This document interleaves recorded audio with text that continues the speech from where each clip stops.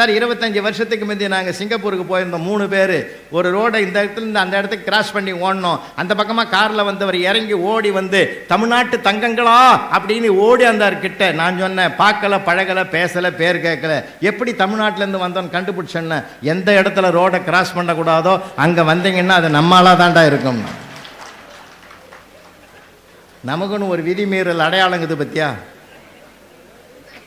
Sir? Teynampet சிக்னலில் பார்க்குறேன். நான் டி நகர் போயிட்டு அப்படி திரும்பி வந்தேன்னா அங்கே தான் இருப்பேன். புருஷோத்தமன் என் பையன் ஸ்டூடெண்ட் அங்கே தான் இருக்கு. நான் டிராஃபிக் இன்ஸ்பெக்டர். அங்கே ஒரு 2 தடவை வரும்போது 2 நிகழ்ச்சியை பார்த்தேன் சார். 3 பசங்க ஹெல்மெட்டு போடாத வந்துட்டான். அவனை ஓரமாக நிறுத்திட்டார்.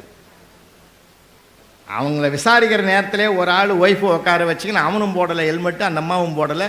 பார்த்துட்டான், போயிட்டார் கான்ஸ்டபிள். அதில் ஒருத்தன் கேட்டான், என்ன சார் நியாயம்? நாங்கள் 3 பசங்க ஏமாந்து போட்டோன்னு எங்களை பிடிச்சிட்டியே, அந்த ஆள் தான் ஒய்ஃபும் போடல அவனும் போடல ஹெல்மெட்டு, அவனை போன்னு சொல்லிட்டியே சார். ஏய், அவன் ஏற்கனவே ஒரு பிரச்சனையோடு வரான், அவனுக்கு இன்னொரு பிரச்சனையை நான் கொடுக்கணுமா? அதில் ஒருத்தன் சொன்னான், சாருக்கும் பிரச்சனை போலக்குதுரா. அதனால் எவ்வளோ விஷயங்கள். Green signal, red signal, yellow signal 3 இருக்கும். அதையும் பார்க்கலன்னா தான் அதில் பக்கத்தில் எழுதியிருப்பான், நில் கவனி செல்லுன்னு எழுதியிருப்பான். அதையும் வேறு எழுதியிருப்பான். ஆனால் நீங்கள் பார்த்தீங்கன்னா காரெல்லாம் அமைதியாக இருக்கும் சார். ஆனால் பைக்கில் வச்சுங்கிறவங்கெல்லாம் அந்த ரைஸ் பண்ணிகிட்டே இருப்பாங்க. பார்த்துருங்களா?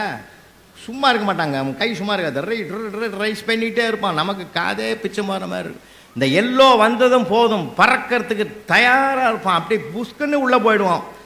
அது க்ரீன் வர்றக்கூட இல்லை, சில பேர் போயிடுவான். அப்படி தான் ஒருத்தன் முன்னாடி போயிட்டான் சார். எல்லோ வந்த உடனே போயிட்டான். அவன் தான் நமக்கு ஒரு பண்பாடு, யாராவது ஒருத்தர் வழிகாட்டினா பின்னாடி போயிடும், யோசிக்க மாட்டோம். அவன் போன பிறகு ஒரு 5 பேர் பின்னாடி போயிட்டான் சார். அந்த பின்னாடி போன 5 பேரையும் டிராஃபிக் இன்ஸ்பெக்டர் ஓரம் கட்டிட்டார். அதெல்லாம் ஒருத்தன் கேட்டான், என்ன சார் அவன் அவ்வளோ ஃபாஸ்ட்டாக முதல்ல போனவனே அவன் தான், அவனை பிடிச்சி அவனை விட்டுட்டு என்ன பிடிக்கிறியா? டேய், அவரை எப்படா நாங்கள் பிடிக்க முடியும்?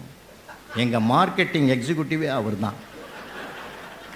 டெய்லி ஒரு 10 தடவை இப்படி தான் முன்னாடி போவார். அவரை நம்பி 5 பேர் பின்னாடி போவான். கிட்டத்தட்ட ஒரு 10 தடவை ஒரு 50 கேஸை பிடிச்சி கொடுக்குறவனே அவன் தான்டா.